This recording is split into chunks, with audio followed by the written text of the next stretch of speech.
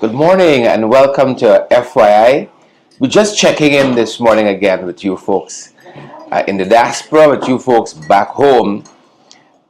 Good morning to each and every one of you. I see the PNCR regional body has a fantastic conference coming up over the weekend. And those of you who can go out to attend, you should, or if you've been invited, you should attend. I am now officially in the South with the Southerners, South Carolina, Tech One. This is the what? The Peach State. The Palmetto State. Palmetto. Is that a what? It's a plant. It's a bug. The Palmetto State. Palmetto State, South Carolina, and I'm very, very grateful for the hospitality of the Norines and the hospitality of the Southerners. Southern hospitality, I think you call it. Got a great cup of coffee with cream this morning. Not milk. When in South, you don't have coffee and milk. Coffee and cream. So grateful for the hospitality.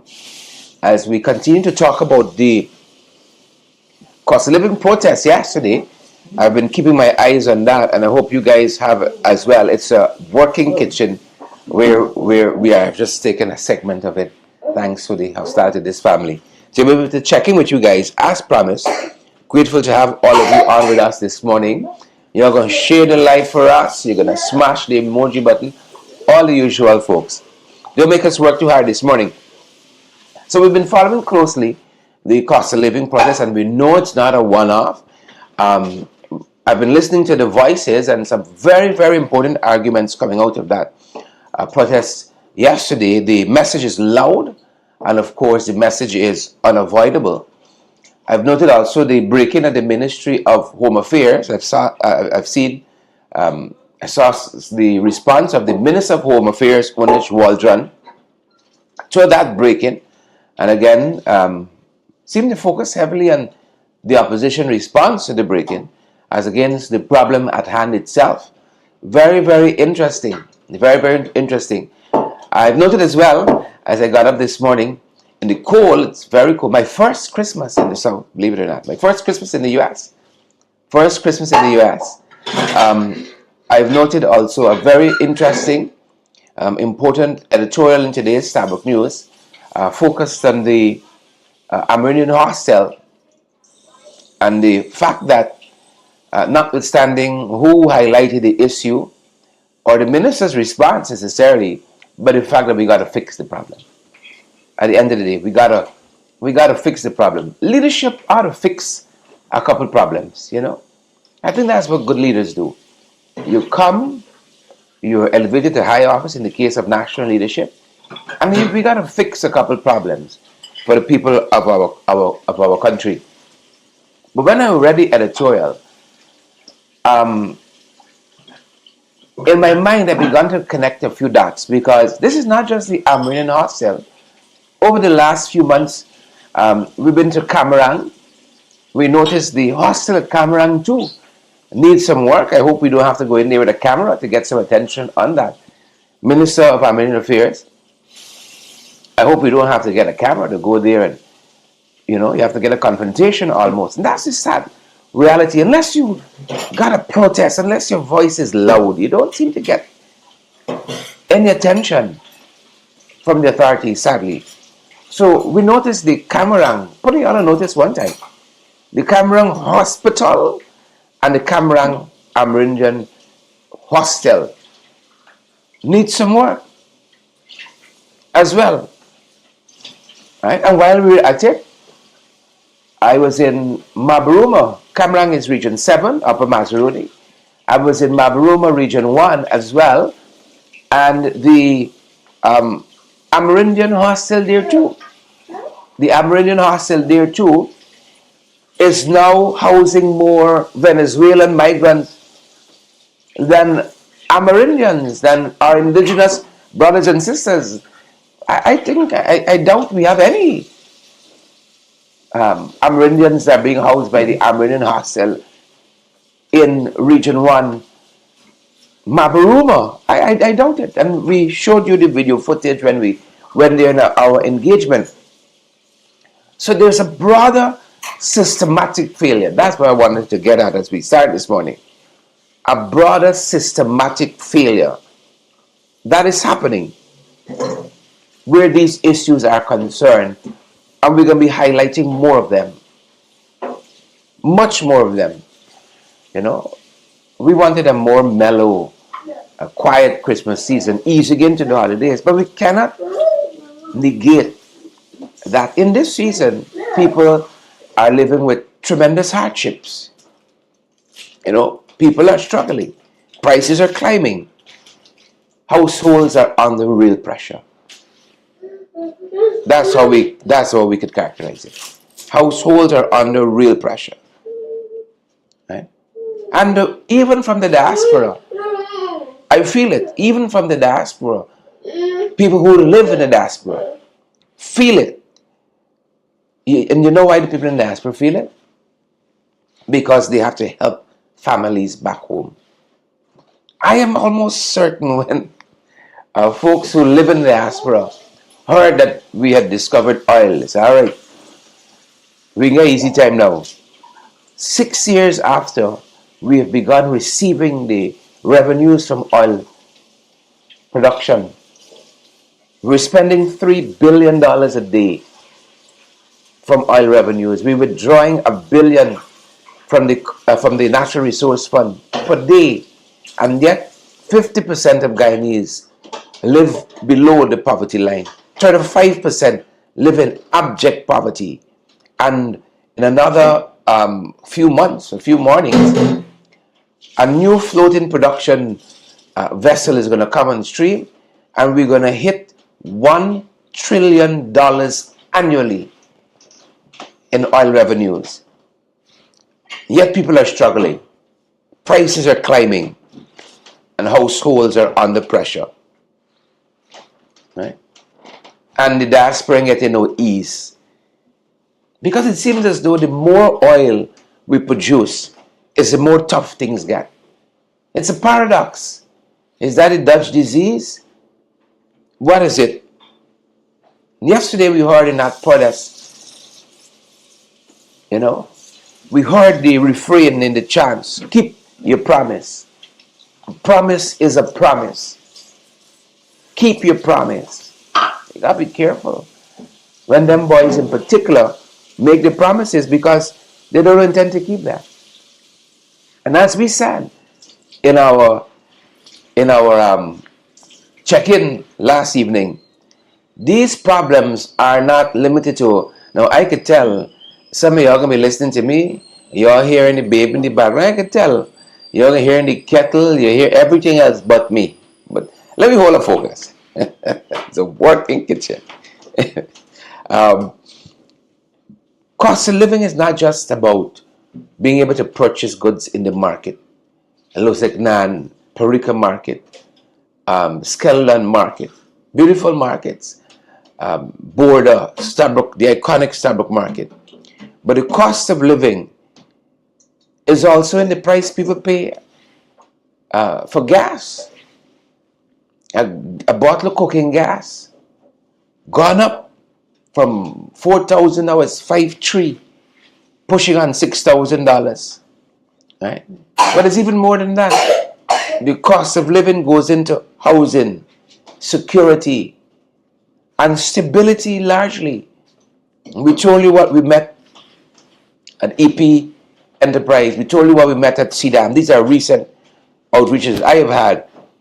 The cost of building, the cost of materials, the cost of transportation, $70,000 right at EP for a load of sand. To bring in a load of sand, 70,000 Ghana dollars. It's not a minimum wage.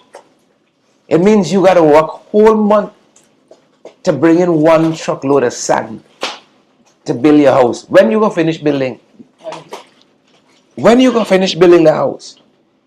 And then, of course, right? People at CDAM, political CDAM, people at EP, people who fall in tough times, the fear of losing the little you had. In general, you know, the authorities want to say crime is down, this, that, but people fear for their safety. You know, people pay for the safety. As soon as we got out of the vehicle at AP Enterprise, the stiff body, that's what the woman said, riding along on a motorbike. And then I wanna say kudos to our activists and my colleague, Ms. Simon. I want to say kudos to her, who exposed yesterday what was happening at Bladen Hall North. Robin Simon. Robin is very, very influential on the East Coast. This is where she does her groundwork. Robin Simon. She exposed what is happening at Bladen Hall North. Now, I know the tendency is to say 5 more years from them.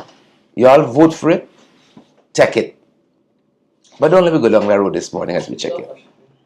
When we run for office, we run for all Guyanese. We run to represent all Guyanese. Yes, we run to represent our folks who vote for us, APNU, Partnership for National Unity, PNCR, WPA, and all the other parties that fall under the umbrella. But we run to represent all Guyanese, first and foremost. And so what happened at Bladen Hall North concerns us. I am certain that folks at Bladen Hall North, not all, give the PP a couple votes. I'm certain. And you all can say 5 more years from them. Don't let's do that. They are Guyanese, and we have a right. My aunt was reminding me just this morning or yesterday to vote for whoever you want to vote for. Support whoever you want to support. And I want to support that right because I don't want nobody coming after people who support and back APNU.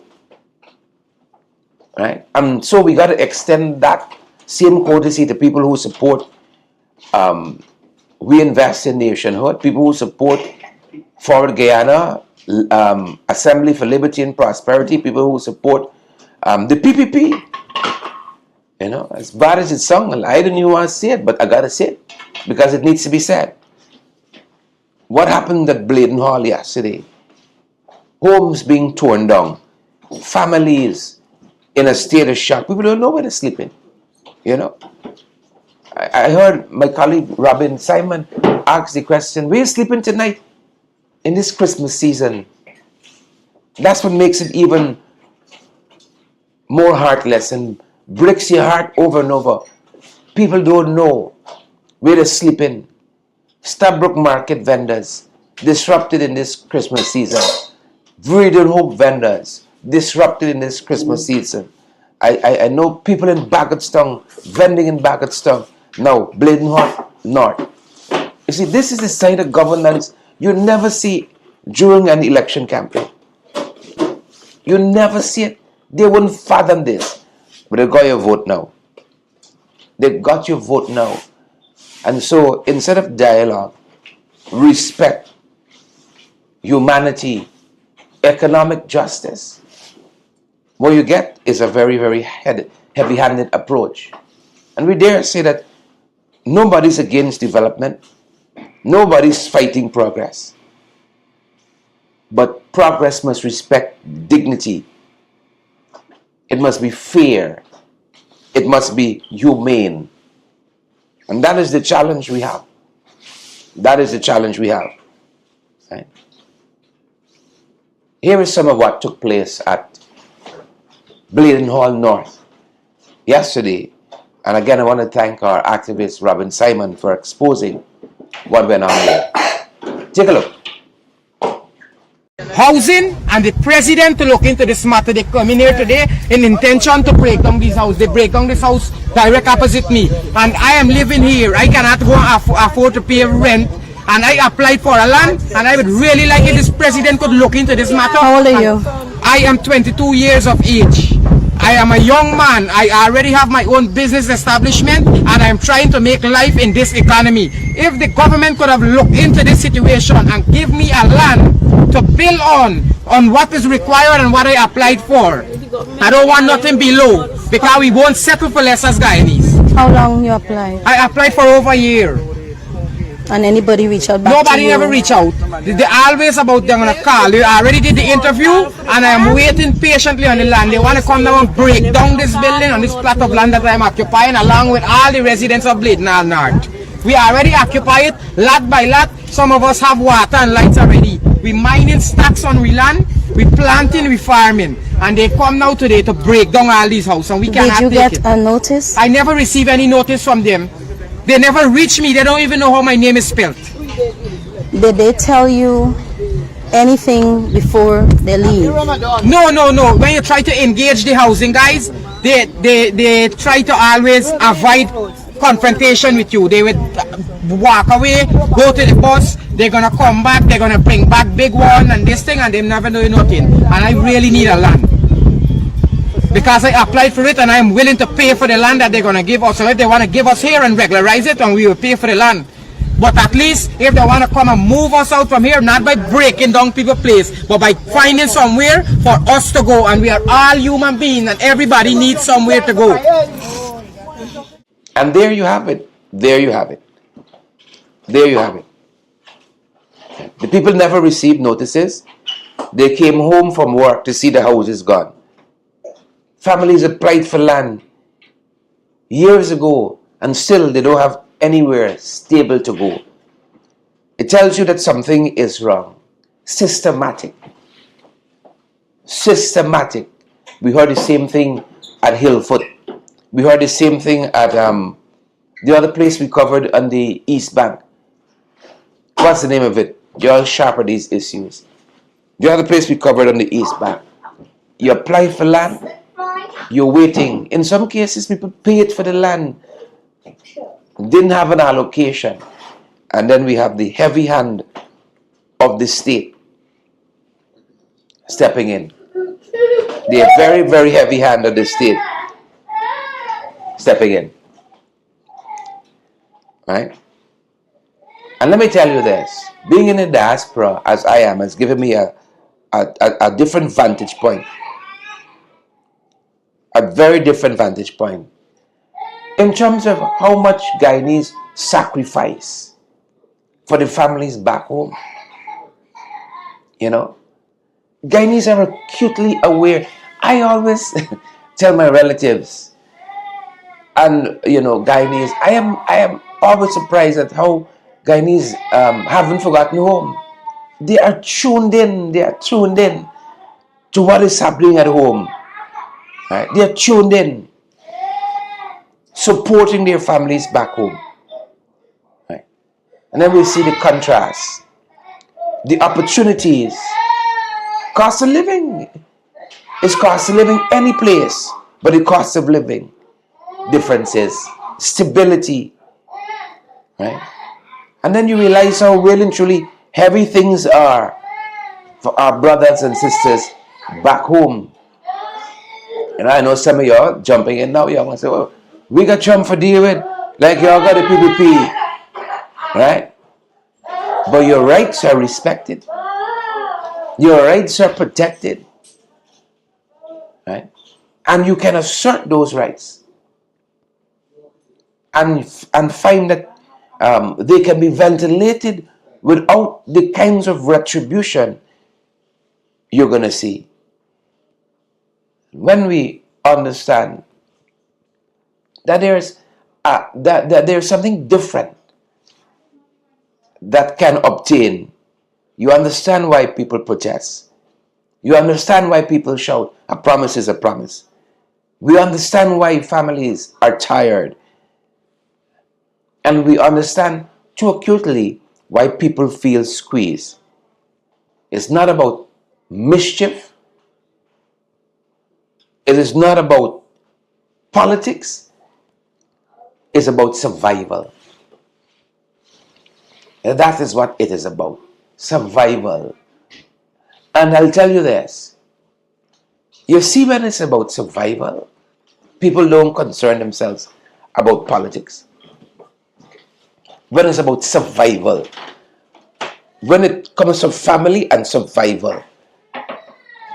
And that is why when it comes to people's house being broken down, they don't ask you if it's apno, is PPP people covering we, only one NCN come and show this thing. No, no, no. When a street, a yard, a home is flooded, people don't ask who you vote for. They say, come and see what's happening. Because people want help. It's about survival. When you ask people about cost of living, they don't ask you which party you support. They're eager to speak because they are hurting. They are hurting. And so, even as I'm away for a short while, reflecting and regrouping and preparing for the work ahead, 2026 is going to demand more from us. More seriousness, more visibility, more advocacy, and more presence from all of us. Right? More presence. And I covet your support one time. I covet your support one time. We're just checking in. Right? FYI family, I want to thank you for checking in with me today. For your own patience, for your strength, for your support, for your understanding. As I travel for a little bit and recharge and refire. These days are going to be a little informal for us, but our commitment remains strong to you folks. We will continue talking about the issues. We will continue highlighting the voices of the people, working towards a Guyana where no family has to fear tomorrow. We thank you guys for tuning in with us. Blessings to all of you. We're traveling, but even while we're traveling, the work continues. Thank you for your support. That's going to do it for us at this end. That's our time and that's our broadcast. Thanks for checking in with us as we are checking in with you folks. Thank you so much. That's our time and that's our program. Stay safe.